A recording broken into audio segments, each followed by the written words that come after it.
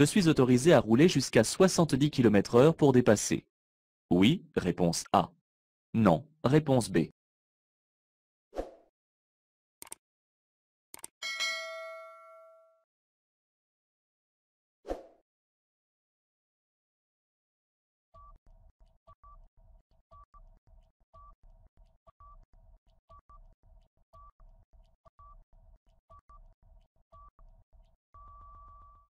Sauf indication contraire, la vitesse est limitée à 50 km/h en agglomération, aussi bien en circulation normale que lors des dépassements. Si je circule ici jusqu'à 70 km/h, je risque une amende de 4e classe, ainsi qu'une perte d'1 point sur mon permis de conduire.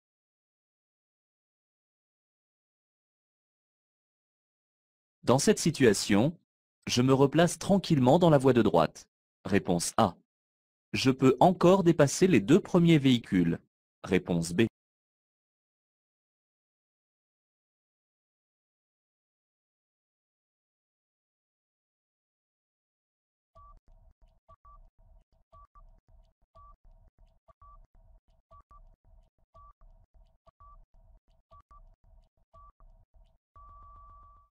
La suppression de ma voie se situe à 400 mètres. Ces véhicules sont encore à une centaine de mètres de moi et les rejoindre pour les dépasser risque de se terminer en fin de voie. J'opte pour la sagesse en revenant tranquillement à droite.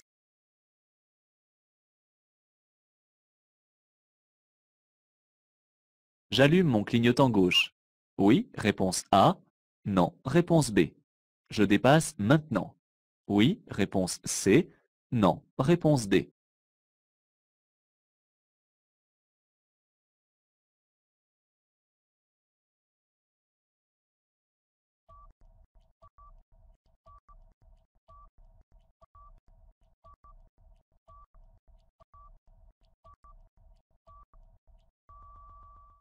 Ici, le véhicule en face m'empêche de dépasser ce cycliste, car il n'y a pas assez de place pour lui laisser 1,50 m de distance de sécurité latérale.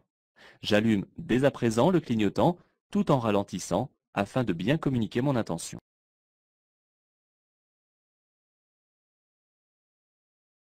Le camion bleu vient d'allumer son clignotant. Je change de voie. Oui, réponse A. Non, réponse B. Je fais des appels lumineux. Oui, réponse C. Non, réponse D.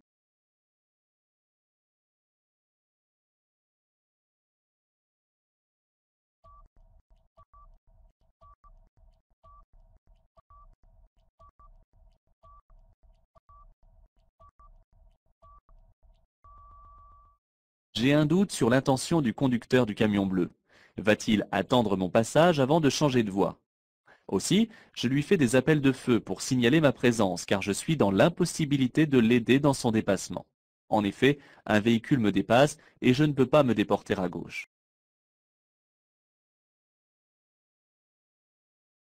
Dans cette situation, je ralentis. Réponse A. Je maintiens mon allure. Réponse B.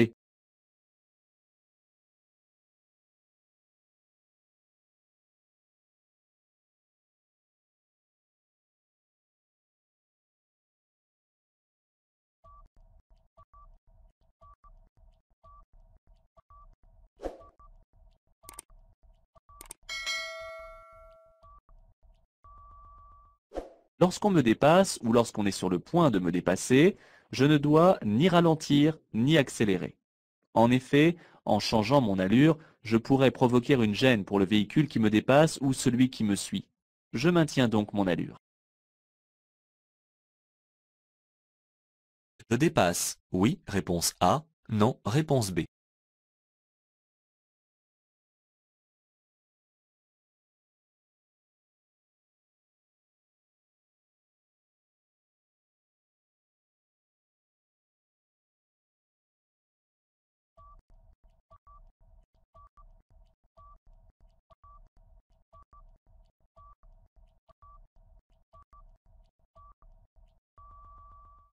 Je circule hors agglomération sur une route à double sens de circulation. La ligne axiale est une ligne mixte composée d'une ligne continue et d'une ligne discontinue accolée. Je dois tenir compte de la ligne la plus proche de ma voie. Il s'agit de la ligne continue.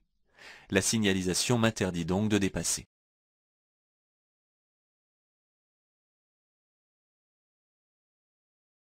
Hors agglomération, pour dépasser une calèche, on doit prévenir par un coup de klaxon.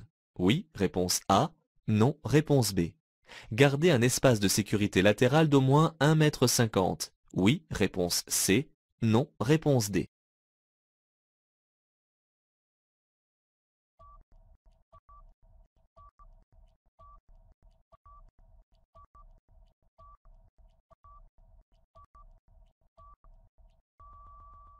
S'il y a bien une chose à ne pas faire avant de dépasser un véhicule tracté par des animaux, c'est d'utiliser l'avertisseur sonore. En effet, le bruit soudain risquerait d'effrayer les chevaux. Après avoir effectué tous les contrôles nécessaires, on dépasse en veillant à laisser une distance de sécurité latérale d'1,50 m au minimum. La voie de droite est réservée aux poids lourds de plus de 12 tonnes. Réponse A. Aux caravanes de plus de 7 mètres de long. Réponse B. Aux véhicules roulant à moins de 60 km/h. Réponse C. Aux camionnettes de chantier. Réponse D.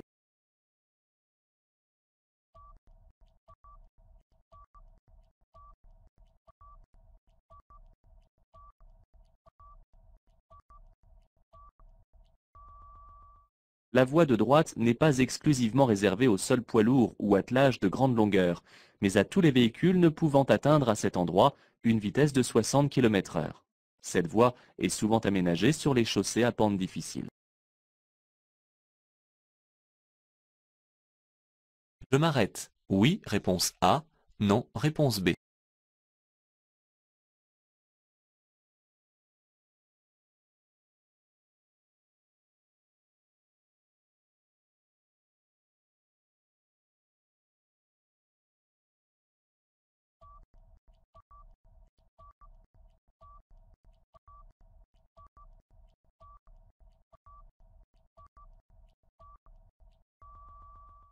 Les feux rouges clignotent et les barrières vont s'abaisser. Un train va arriver dans les 20 secondes. Je m'arrête et je patiente. Je ne suis pas abonné. Je me place dans la voie de droite. Oui, réponse A. Non, réponse B.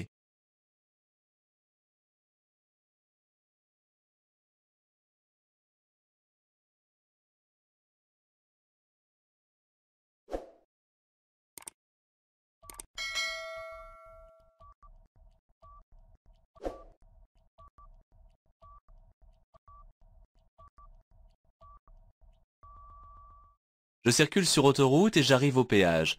La signalisation indique que pour payer auprès d'un péagiste, je dois utiliser la voie de droite. Je vais donc contrôler derrière et à côté de moi, puis indiquer que je me dirige vers la droite. Je vais suivre l'itinéraire bis. Il se situe à gauche de l'axe d'entrée. Oui, réponse A. Non, réponse B. Je vais serrer à gauche sur l'anneau. Oui, réponse C. Non, réponse D.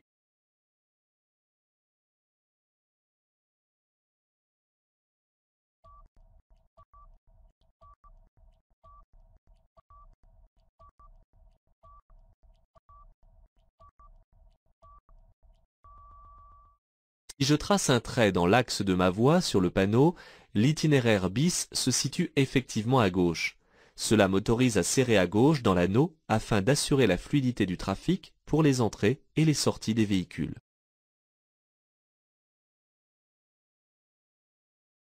Sur 100 km, rouler à 150 km/h au lieu de 130 km/h permet de gagner environ 26 minutes. Réponse A. 16 minutes. Réponse B. 6 minutes. Réponse C.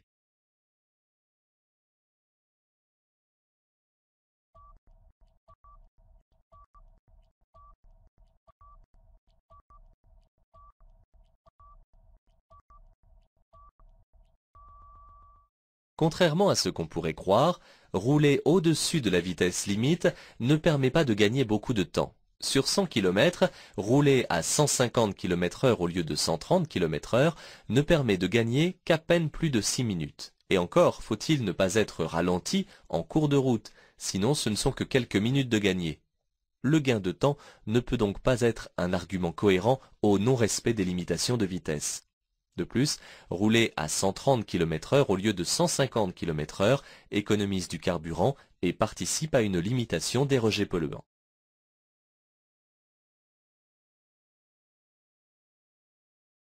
Les usagers venant de droite doivent me céder le passage. Oui, réponse A. Non, réponse B.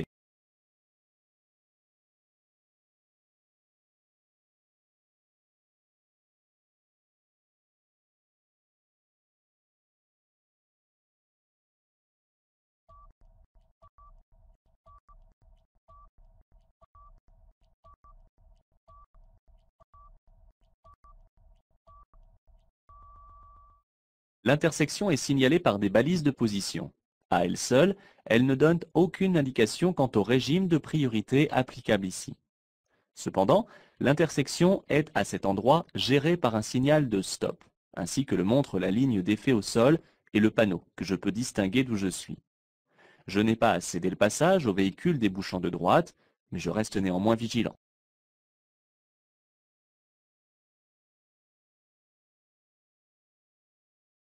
Dans cette situation, je ralentis et je passe, réponse A. Je m'arrête, réponse B.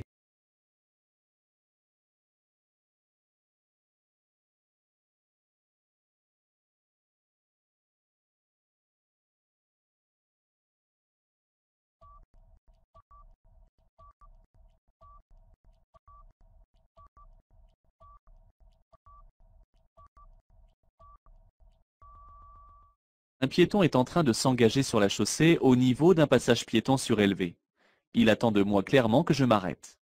En effet, tout piéton engagé sur la chaussée ou sur un passage protégé est prioritaire. À cet endroit, je m'arrête et cède le passage à ce piéton. Ne pas m'arrêter me coûterait 4 points.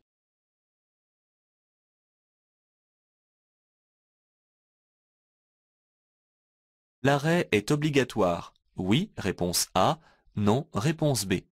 Je m'arrête. Oui, réponse C. Non, réponse D.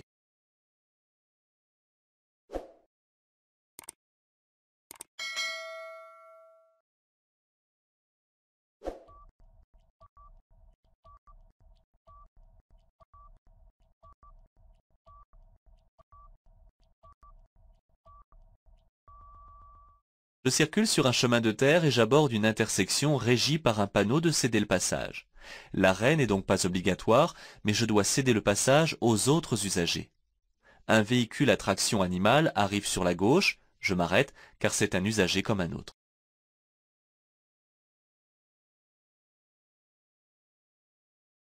Je devrais céder le passage si je me dirige vers Caen. Oui, réponse A. Non, réponse B. Falaise. Oui, réponse C. Non, réponse D.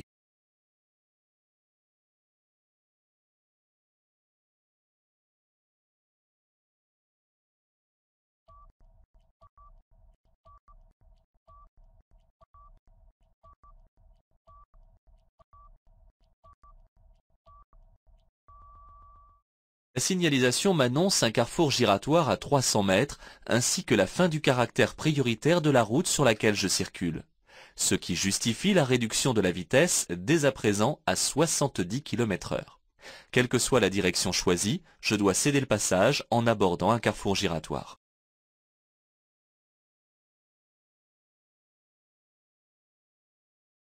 Je m'arrête au niveau du panneau. Réponse A. À la limite de la chaussée abordée. Réponse B. Je ne m'arrête pas car les marquages sont invisibles. Réponse C.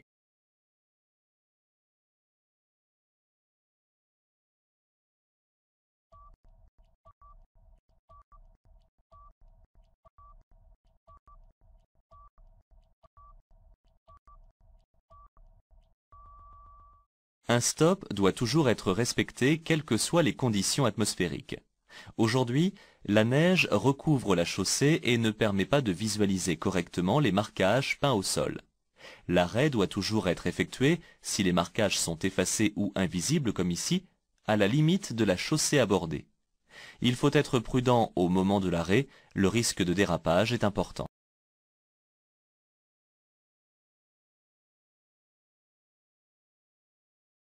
La signalisation annonce un céder le passage. Réponse A.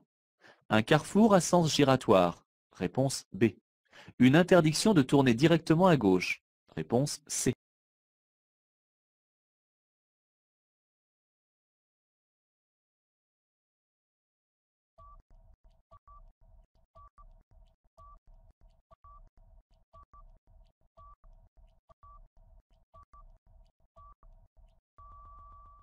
Dans cette situation, le premier panneau m'annonce à la fois un carrefour à sens giratoire et un cédez-le-passage à 75 mètres.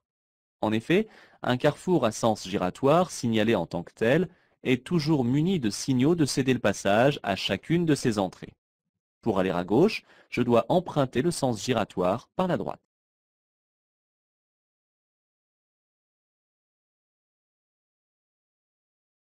La circulation alternée peut être commandée par des feux.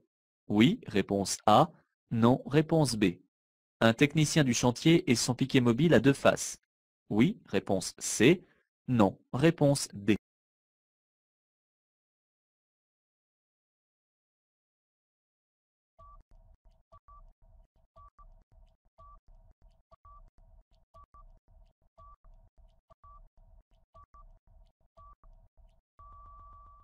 La circulation alternée peut être commandée par des feux ou par un technicien tenant à bout de bras un piquet mobile à deux faces. Une face comporte le symbole du sens interdit et l'autre face est entièrement verte.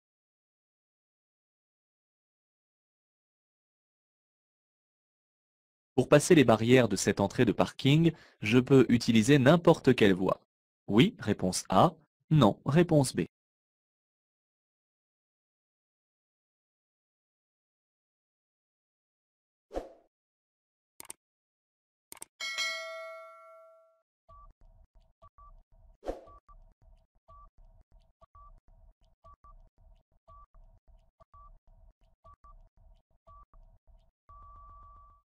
L'une des voies est réservée au passage des motos. Je ne dois pas m'y engager.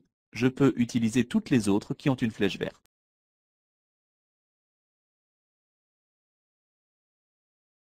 Ce type de ralentisseur se franchit plutôt à 50 km/h. Réponse A. À 40 km/h. Réponse B. À 30 km/h. Réponse C.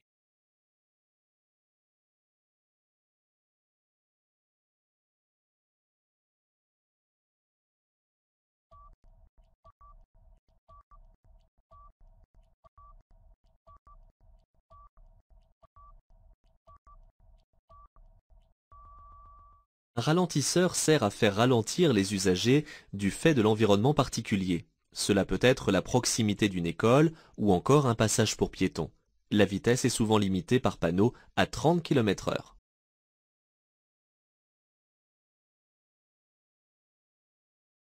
La direction Samé est un itinéraire de substitution. Oui, réponse A.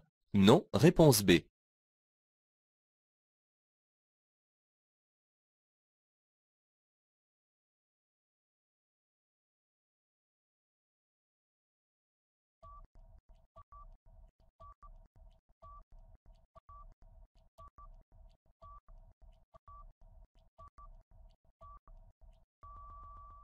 Ce panneau permet d'identifier un itinéraire S, dit de substitution. Ce type d'itinéraire correspond à un réseau associé à un réseau principal autoroutier auquel il se substitue lorsque celui-ci connaît des perturbations. Le numéro S2 permet de suivre l'itinéraire de remplacement indiqué qui double alors ce tronçon autoroutier particulièrement chargé.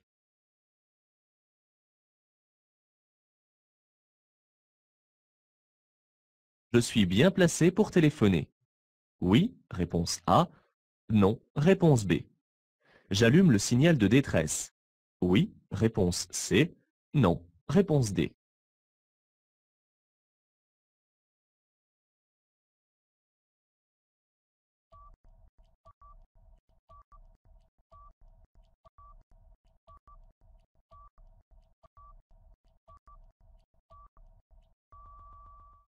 La ligne de rive n'interdit pas son franchissement, c'est-à-dire qu'elle n'est ni continue, ni bande d'arrêt d'urgence. Je suis bien placé sur l'accotement pour répondre au téléphone. Le véhicule se trouvant en dehors de la chaussée, le signal de détresse n'est pas nécessaire.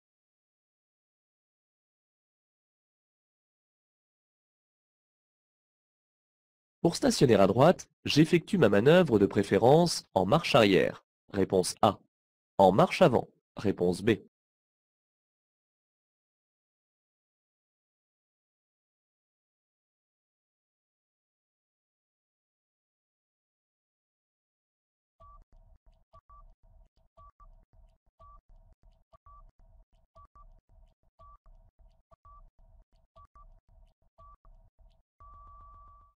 Sur les emplacements à droite, le stationnement s'effectue en bataille. Il est préférable d'effectuer la manœuvre en marche arrière, ceci afin d'avoir une meilleure visibilité au moment de repartir.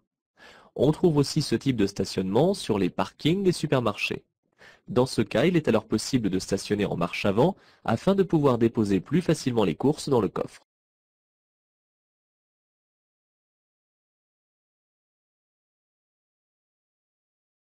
Sur ce parking, je peux stationner dans cette voie. À droite. Oui, réponse A. Non, réponse B. À gauche. Oui, réponse C. Non, réponse D.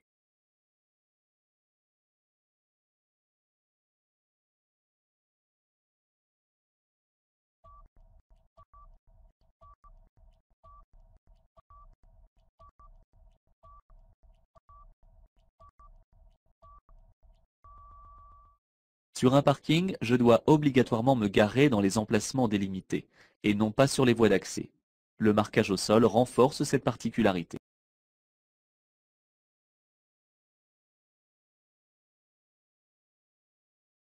Le stationnement est considéré comme gênant sur le trottoir. Réponse A.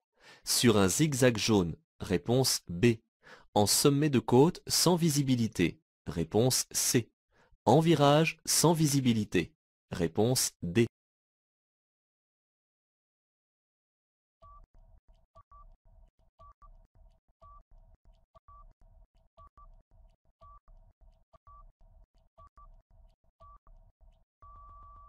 Stationner sur le trottoir, comme le font ici ces usagers, est très gênant, voire dangereux lorsqu'il oblige les piétons à descendre sur la chaussée.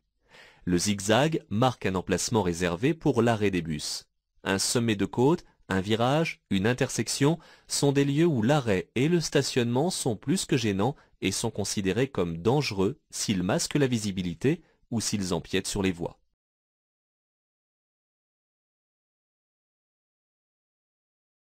Je peux circuler en feu de position. Oui, réponse A. Non, réponse B. En feu de croisement. Oui, réponse C. Non, réponse D.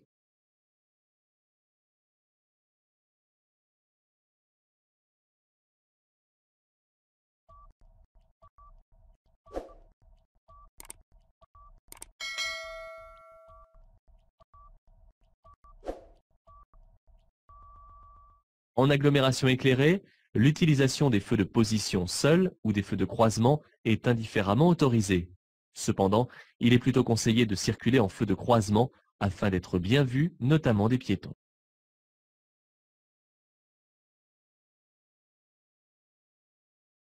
Le miroir du bas sert à grossir la vision sur l'arrière. Réponse A. À diminuer l'angle mort à gauche. Réponse B. À diminuer l'éblouissement la nuit. Réponse C.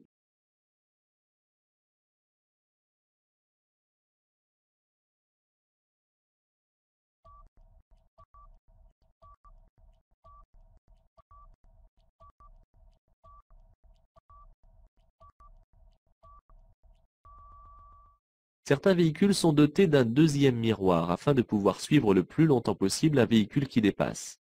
Le rétroviseur intérieur montre l'arrière du véhicule. Sur ce rétroviseur extérieur, le miroir du haut prend en charge le moment du déboîtement et celui du bas permet de suivre le véhicule lorsque celui-ci arrive à nos côtés. Il reste cependant encore un angle mort lorsque le véhicule est à notre hauteur.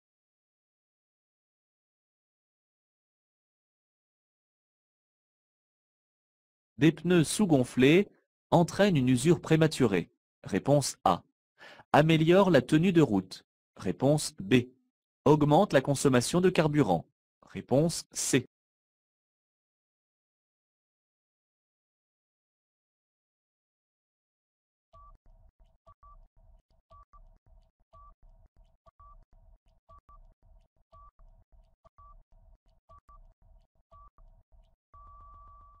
Je dois régulièrement contrôler l'état de mes pneus ainsi que leur pression. En effet, un gonflage incorrect dégrade la tenue de route du véhicule et engendre une usure prématurée des pneus. De plus, la consommation de carburant peut augmenter jusqu'à 10%.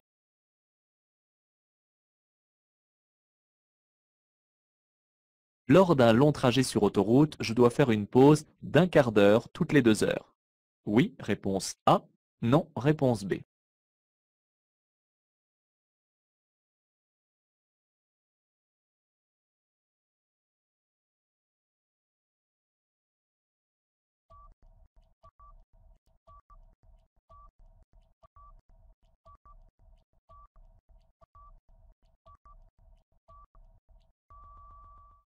Le meilleur moyen de lutter contre la fatigue et la monotonie d'un long voyage sur autoroute, c'est de faire une pause d'un quart d'heure toutes les 2 heures.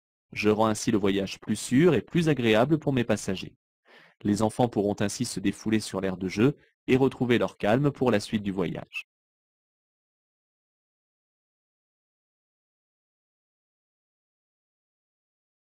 Ce conducteur circule à 70 km/h et persiste à rester dans la voie de gauche. Je klaxonne. Oui, réponse A. Non, réponse B. Je fais un appel lumineux. Oui, réponse C. Non, réponse D.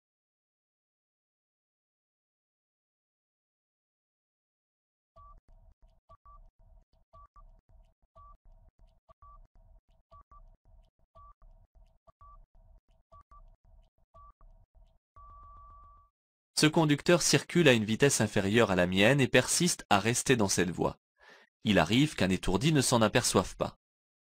Bien que l'avertisseur sonore ne soit pas interdit hors agglomération, j'évite de klaxonner pour ne pas le surprendre. De plus, il est probable qu'il ne l'entende pas. J'opte plutôt pour l'appel lumineux.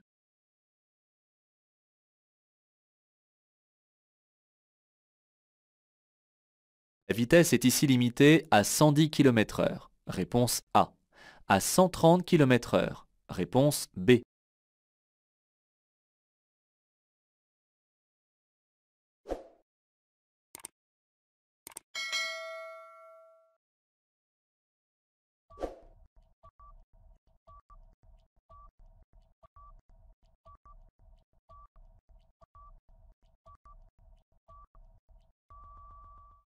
Lorsque l'environnement est difficile pour certaines catégories de véhicules, une limitation de vitesse leur est alors imposée. Dans cette descente, la limitation de vitesse annoncée ne concerne que les véhicules tractant une remorque ou une caravane de plus de 250 kg. La vitesse, pour les autres usagers, est limitée à 130 km/h puisque je circule sur une autoroute.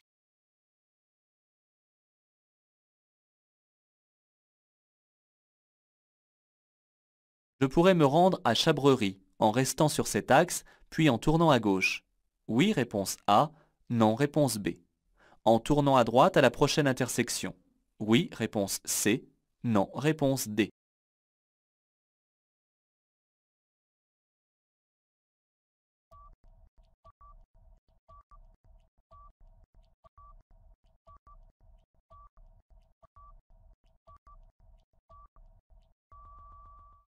En continuant tout droit, je ne pourrai pas tourner à gauche plus tard, comme l'indique le panneau de prescription.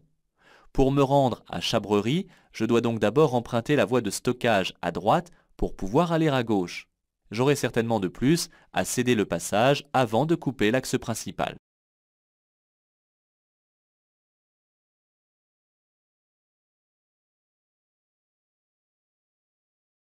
Cette interdiction peut éventuellement me concerner.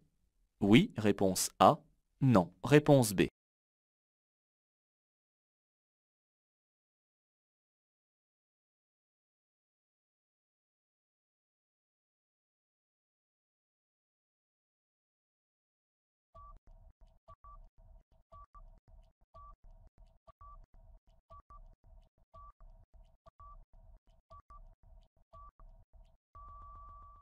Ce panneau de prescription interdit l'accès de cette route à tous les véhicules affectés au transport de marchandises de plus de 12 mètres de long. Cette interdiction peut donc me concerner si je tracte une camionnette de grande taille.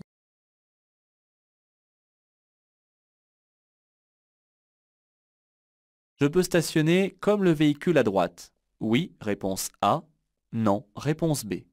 Comme le véhicule à gauche. Oui, réponse C. Non, réponse D.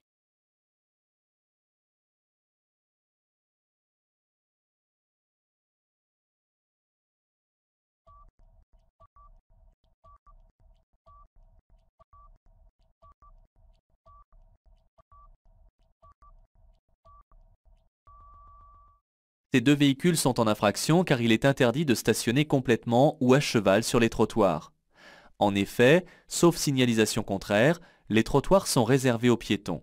Si je ne respecte pas cette règle, je risque une amende de deuxième classe ainsi que l'immobilisation et la mise en fourrière du véhicule.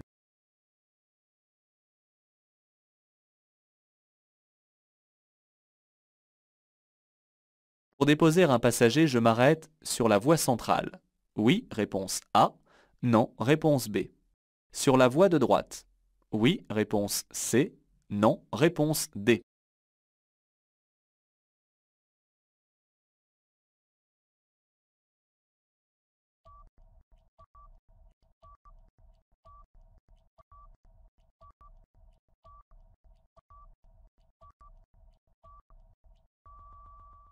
La voie de droite est réservée aux bus. Il est interdit de s'y arrêter et d'y stationner. Je ne peux pas non plus m'arrêter sur la voie centrale, car je gênerai les usagers qui suivent. De plus, cela serait trop dangereux. Je m'arrêterai plus loin lorsque la signalisation me le permettra, et lorsque mon passager sera en sécurité lorsqu'il descendra du véhicule.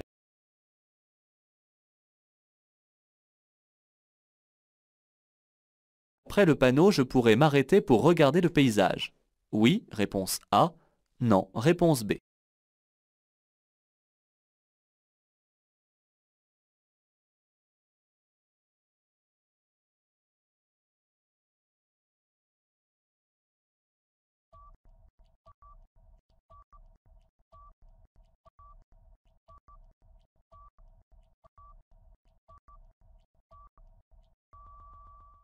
Bien que le paysage soit joli, je ne dois pas pour autant oublier la sécurité. L'accotement à droite n'est pas assez large pour que je puisse y placer ma voiture. De plus, je suis à proximité d'un virage. Autant de raisons pour penser que m'arrêter ici serait dangereux. Mon réservoir de carburant est plein. Réponse A. Vide. Réponse B.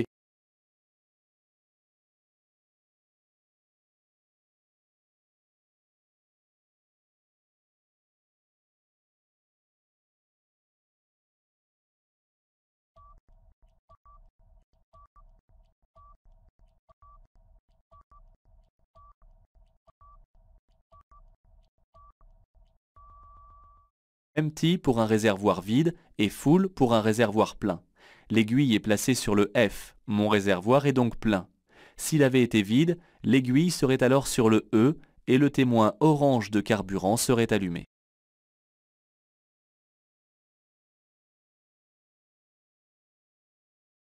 Je suis un utilisateur régulier de l'autoroute à péage. Le télépéage est une solution pratique de paiement. Oui, réponse A.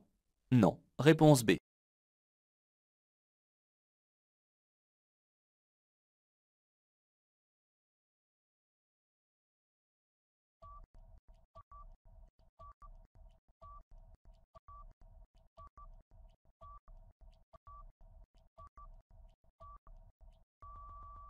Péage, je peux régler la taxe de passage avec de l'argent liquide, par chèque ou par carte bancaire. La solution du télépéage permet d'éviter les encombrements dus à l'arrêt au guichet, car des voies lui sont dédiées. C'est une puce électronique qui fait office de paiement différé sans avoir à s'arrêter.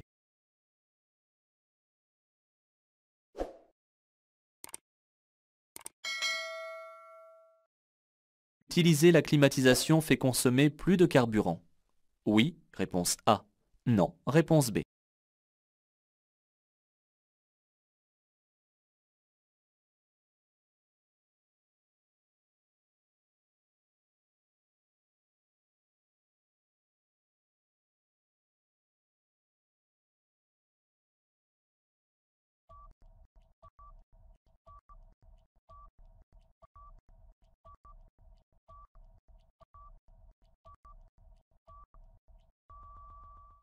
La climatisation fabrique du chaud ou du froid à la demande.